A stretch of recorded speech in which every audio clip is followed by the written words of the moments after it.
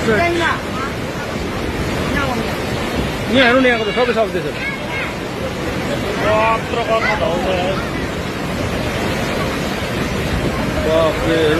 यो इतिहासमा यत्रो खोला माई खोला आउँछ भने मान्छेले कल्पना पनि गरेको थिएन होला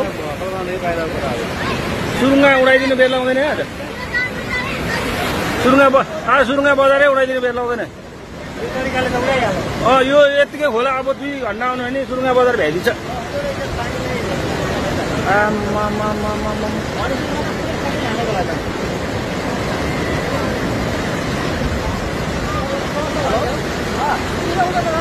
सबै लग्यो फलाइन्छ सल्लाइन्छ सबै लग्यो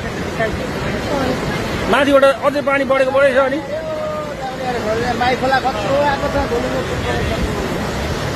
धुलै बुलै बगाइसक्यो